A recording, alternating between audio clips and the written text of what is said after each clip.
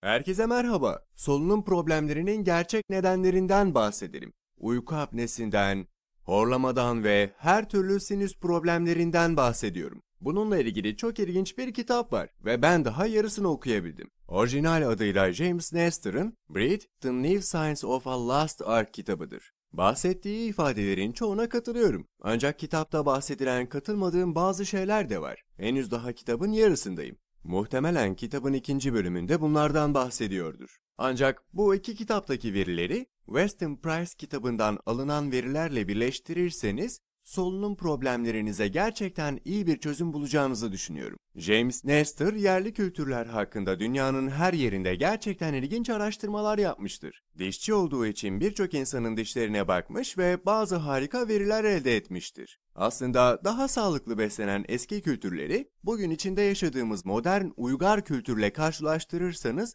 dişlerimizde çok büyük bir fark olduğunu göreceksiniz. Demek istediğim, eski kafataslarını incelerseniz onların 20'lik dişlerinin olduğunu görürsünüz, değil mi? Ancak günümüzde insanlar 20'lik azı dişlerini çektiriyorlar. Peki neden? O zamanlar iyi düzgün dişleri ve güçlü yüz kemikleri vardı. Daha geniş bir yüzleri ve iyi bir iskeletleri vardı. Günümüzde yüzümüz inceldi. Nazal septum eğriliği olan kişilerin ameliyat olduklarını görüyoruz. Diş teli artık çok yaygın. Demek istediğim, diş tellerine ihtiyacımız olması gariptir. Neden diş tellerine ihtiyacımız var ki? Dişlerimiz neden bu kadar çarpık? Ayrıca insanlar uyku apnesi ve horlamadan muzdarip. Peki eskiden yaptıklarımız ile şimdi yaptıklarımız arasındaki fark nedir? James Nestor daha çok çiğneme eksikliğine odaklanıyor. Günümüzdeki çoğu gıda yumuşaktır. Çorbalar, guacamole yani avokado mezesi, humus ve soslar gibi.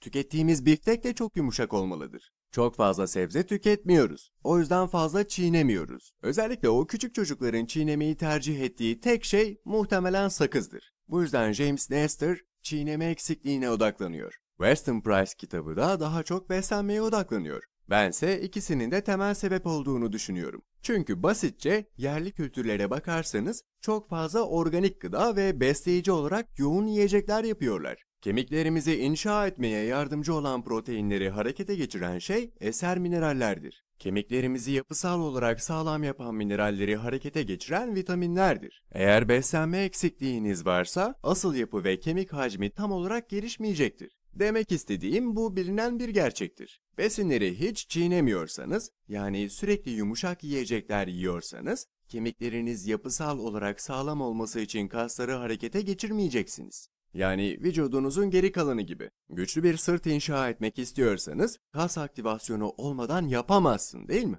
Bu yüzden kemikleri ve kasları güçlendirmek için bazı egzersizler yapmalısınız. Çünkü bunlar bağlarla birbirine bağlıdır. Yüze gelince ana kaslar çenenizdeki çiğneme eklemidir. Yeterince çiğnemezseniz yüzünüzün etrafındaki kasları harekete geçiremezsiniz. Böylece asıl sorun tek bir şeye indirgeniyor. Ağzımız dişlerimiz için çok küçüktür. Dişlerin büyümesi için yeterli alan yoksa yana doğru, öne doğru, arkaya doğru çıkarlar ve 20'lik dişleri denilen fazladan dişlere yerimiz kalmaz. Ağzımız küçük olursa solunum yollarımız da küçülür ve bu da nefes almamızı kısıtlar. Demek istediğim, bana göre bu meseleleri ele alma biçimleri barbarcadır. Yani hastaneye giriyorlar ve ameliyat oluyorlar. Cerrahi olarak solunum yollarını daha açık hale getiriyorlar. Yani vahşi doğadaki hayvanları düşünelim. Çarpık dişleri var mıdır? Diş teline ihtiyaçları var mıdır? Hayır. Peki neden? Çünkü çok fazla çiğneme yaparlar ve vücutlarının yemesi gereken yiyecekleri yerler.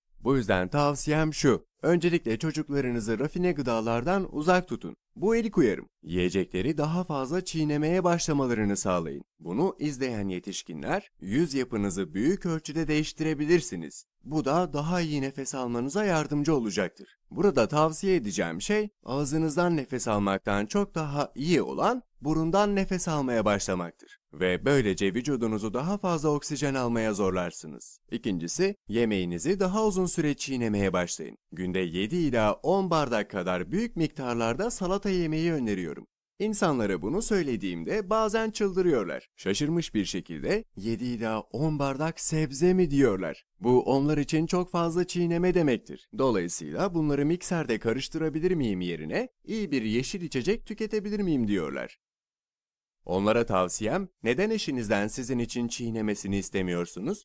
Bu şekilde yemeğinizi çiğnemek için harcadığınız büyük çabadan kurtulabilirsiniz. Şaka bir yana, gerçekten yemekleri çiğnemeye başlamalısınız. Çünkü 7 ila 10 bardak salata tüketirseniz ve sadece bunları çiğnemek için zaman ayırırsanız, çene kaslarınızı geliştireceksiniz. Örneğin biftek gibi çok yumuşak olmayabilecek diğer şeyleri çiğnemek kötü bir fikir değildir. Sadece zamanınızı çiğneyerek geçirin. Çünkü bunu yaptığınızda kaslarınızı güçlendirir ve çene kaslarınızı ve yüz kaslarınızı yeniden şekillendirirsiniz. Bu daha fazla oksijen yaratacaktır. Çünkü ağzınızda daha fazla açıklık olacaktır. Demek istediğim, kereviz ve havuç yemeye başlayabilirsiniz. Ayrıca besin değeri açısından yoğun olan doğru yiyecekleri bulun. Pekala, 3 numara ve bu Weston Price kitabından alıntıdır. Yağda çözünen vitaminler çok önemlidir. D vitamini ve K2 vitamini gibi. Yağda çözünen bu iki vitamin türü kalsiyumu kontrol eder. Diş ve çene oluşumu için doğru yerlerde bol miktarda kalsiyuma ihtiyacınız vardır. Başka bir deyişle az yağlı besinler tüketmeyin. Buna yumurta, yumurta sarısı, az yağlı olmayan peynir, yağlı balık, yağlı etler ve otla beslenmiş hayvan tereyağı da dahildir. Şimdi elbette işlenmiş gıdalardan ve rafine karbonhidratlardan kaçınmak çok önemlidir. Daha sonra eser mineraller.